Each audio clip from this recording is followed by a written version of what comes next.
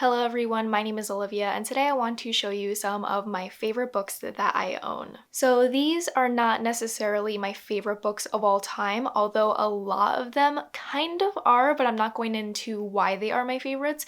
I'm mostly going into the sentimental value that all of these books hold. So these are the books that mean the most to me in my whole entire collection. These are the books that if there was a fire, I would grab them all up, put them in a box, and run out of the house with because they all have some very specific memories attached to them that I just hold dearly to my heart and they just mean the world to me. And this was completely inspired by Chloe, who did the same exact video. She showed you her favorite books that she owns in her collection and all the memories that are attached to it. So I wanted to do the same because I think it's a very cool thing to show and to talk about the memories that certain books hold. So I will be sure to link her video down below for you to watch. I'm sure you've watched it already, but let's get into it so I can tell you all about the books that mean the most to me. This is in no particular order, by the way. These are just books that are like piled onto my bed, so there's no like order of importance. I'm just gonna go based off of what I'm going to grab first. So one book that holds a lot of memories for me is my copy of The Lightning Thief by Rick Riordan.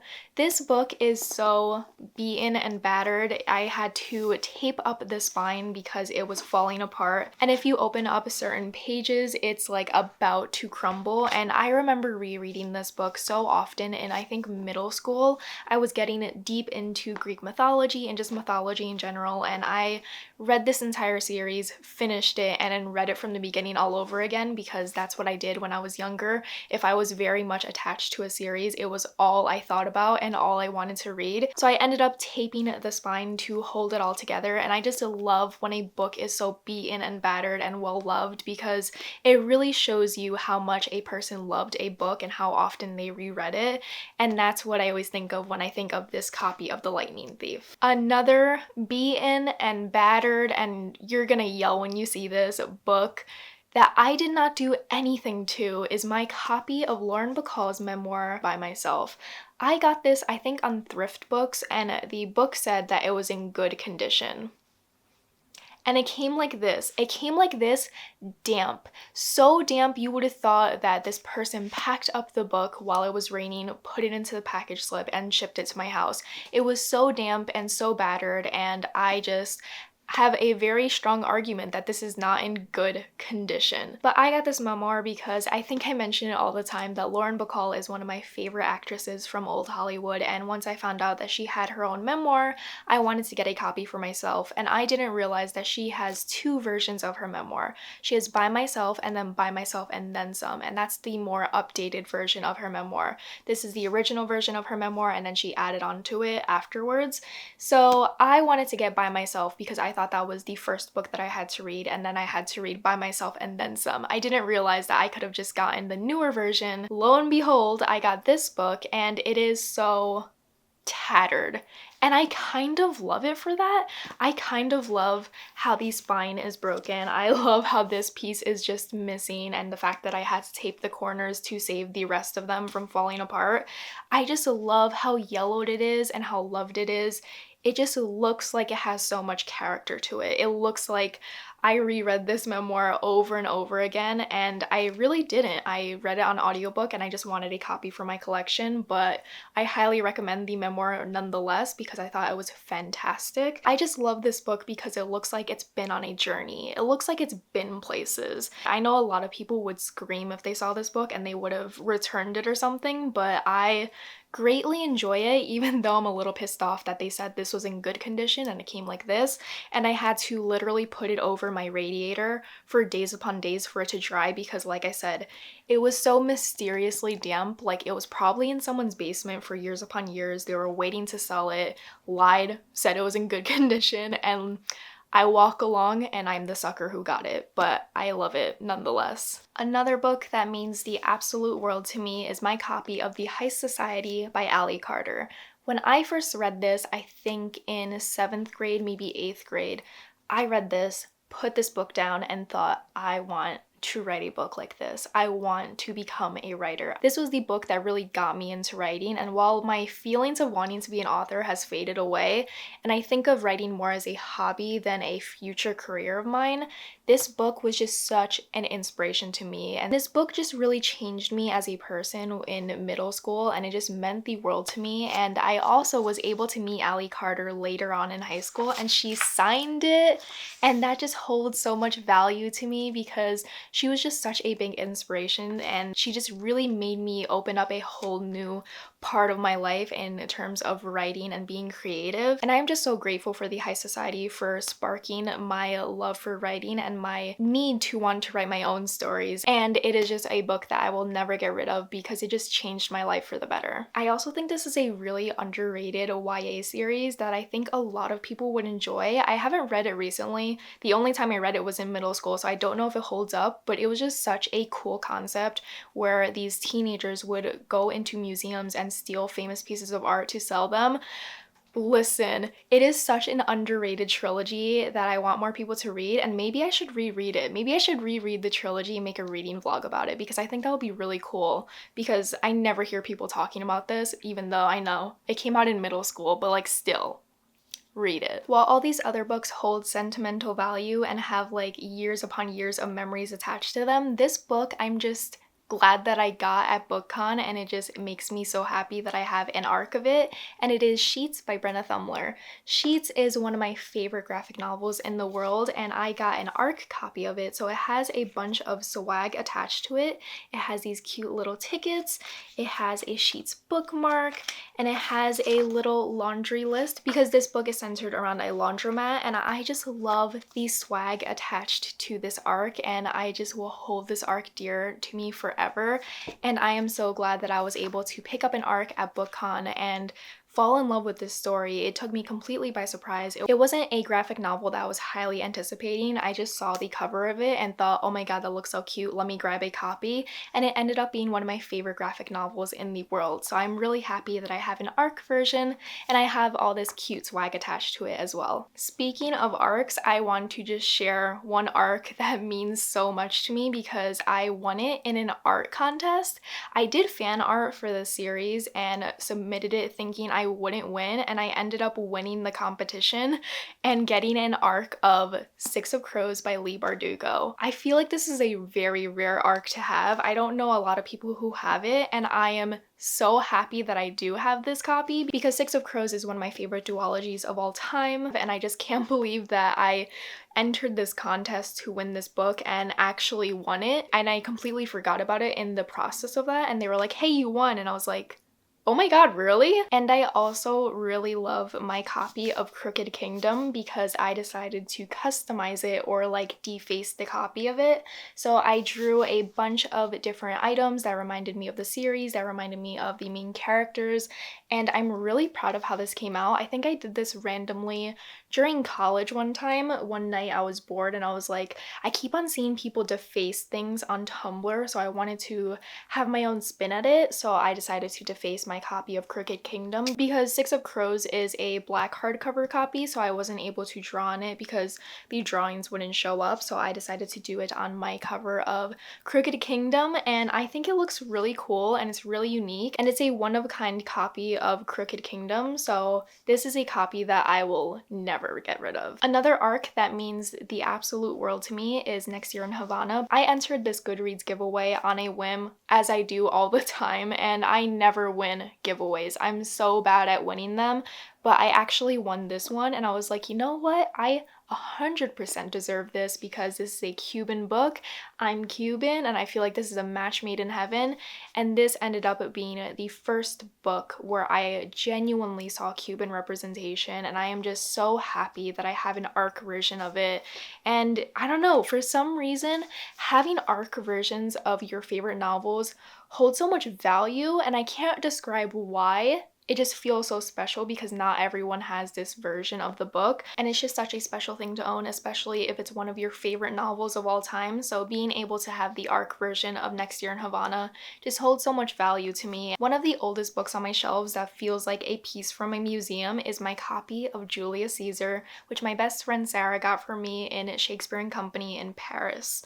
This is a beaten up, battered leather edition of Julius Caesar that is so tiny and annotated by someone in the 30s. This is from 1930. 30. This is the oldest book in my collection, and I actually keep it in a Ziploc because it just seems so fragile and so important. It's like a piece of history that my friend got for me from Paris, so I keep it in a Ziploc to keep it airtight. I don't want dust to get on it. I don't want anyone touching it. I never let anyone touch this copy, and it just means so much to me. It was printed in Great Britain, and it is just such a beautiful edition of Julius Caesar, which is one of my favorite plays by William Shakespeare. And this copy and this piece of history will always be near and dear to me because it just feels like it belongs in a museum. I'm sure it's a pretty common piece and it doesn't hold any value, but it holds a lot of value to me. So I'm going to put it back in a Ziploc because I am afraid to harm it in any way. Another beaten up book is The Shadow of the Wind by Carlos Ruiz Zafón. I actually found this in my library sale. I go to my library sale so often whenever they hold one. So I was wandering these stacks and stacks of books that they had, and I came across this book.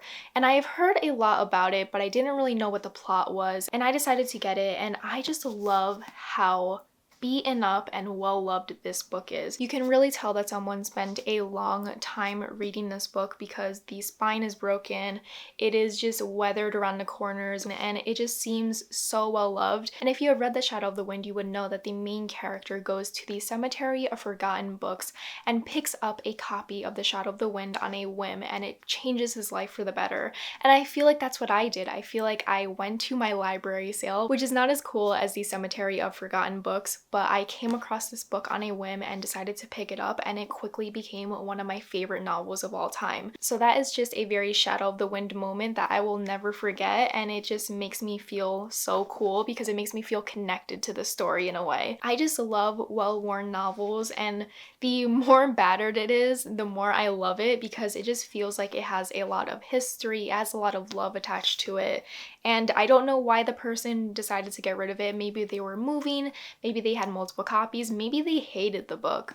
But either way, coming across this book in such a serendipitous way was very Shadow of the Wind for me. I also have another beautiful edition of The Shadow of the Wind, and this is the Penguin Drop Cap edition. So they have one book for every single letter in the alphabet, so this is Z for Zafón, and it is just such a stunning edition. The red sprayed pages really sold me on getting a copy of it, and I just think it is such a beautiful edition that I will never crack open because this is much more of a display piece for me rather than a book that I would read. But whenever I fall in love with a story, I want to get multiple editions of it because every new edition that I find that is so beautiful, I just want to add to my collection. And this is a book that I just could not pass up because it is absolutely beautiful. Another book that I am afraid to touch, but I am going to hold it up for you, is Ex Machina, and this is the beautiful physical screenplay edition from A24 that my best friend Sarah got for me for my birthday.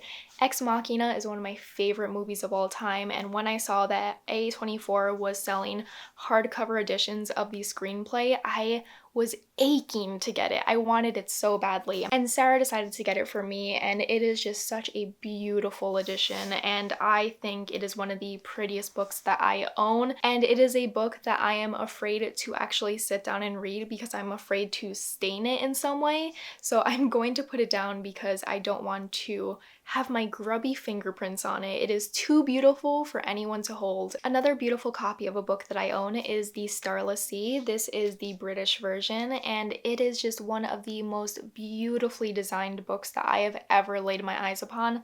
The cover is absolutely gorgeous, and it has a bee on it, which is one of my favorite things in the world. The spine, stunning. The back of it, beautiful. The pages, I can't get enough of it. And on the inside is a beautiful illustration. It is just such a well thought out edition that I had to get, even though it was pretty expensive, but I just could not pass up the opportunity. And the American edition just pales in comparison to this copy. It just really sums up the aesthetic and the beauty of the inside of this story, and I think this is one of the prettiest books that anyone has ever designed, and I wish more books were designed like this because I would go out of my way to purchase beautiful editions of novels simply to display on my shelf. A book that holds so many memories for me is my edition of Twilight. Twilight is a book that I reread, I think 7 times in a row. Like I told you before, when I was young, if I loved a series, it's the only thing that I would read. I would just reread it over and over again, and that's what I did with Twilight. And this is also a book that I lent out to all my friends in 6th grade, and we just all read it, and even my 6th grade teacher read it. And I have a post-it note in this paperback of her saying, "Olivia, thank you, I loved it. Signed, my teacher." I just have so many memories attached to Twilight, and rereading it over and over again, sharing it with my friends, just gushing about the series with them, and making it like 99% of our personality in 6th grade. This book is in really good condition. I thought it would be a little bit more beaten up and battered than it was, but I think younger me took better care of her novels, but now I don't really care. But this book, it just holds so many memories of like 6th grade and like growing up, and this is one of the books that really got me into young adult and just reading avidly in general. It really changed my life as a reader. And last but not least is my customized edition of The 7 Husbands of Evelyn Hugo. If you want to see me deface this book and really customize it to the aesthetic of the novel, I have an entire video sharing the process, sharing me drawing onto this novel and making it something so unique that nobody else has. So I will be sure to put that in the description because it's a video that I'm really proud of that not a lot of people saw. So I love my edition of The 7 Husbands of Evelyn Hugo. I've been thinking of defacing this book for the longest amount of time, but I didn't have a white marker to deface it because this is a darker hardcover than Crooked Kingdom. But I finally got a white Sharpie to draw with, and I think this is probably one of my favorite copies in my entire collection because it is one of a kind and it has so many different aspects of the novel that are on this cover to display it in like an aesthetic form. I'm just really proud of it in general. So this is a copy that nobody else has in the world, and I'm so happy with that fact because even though I don't have an arc of Evelyn Hugo, even though I really want it, I do have this beautiful edition that nobody else in the world has. So those are all of my favorite books that I own in my collection. Those are all the books that mean the absolute world to me and have so many different memories attached to them and so many different values attached to them as well. Some mean more than others, and some have so many more memories attached to them than others. Let me know what are some of your favorite books in your collection and why they mean so much to you and why you would never ever get rid of them. If you want to connect with me elsewhere, all my links will be down below for Instagram, TikTok, Goodreads, etc. And I hope you enjoyed this video, and thank you so much to Chloe for coming up with this idea because it really inspired me and it really helped me walk down memory lane as a reader. And be sure to subscribe if you have not done so already to help support me and see more videos from me in the future. I hope you all have a wonderful day, and I will see you in another video very soon. Bye!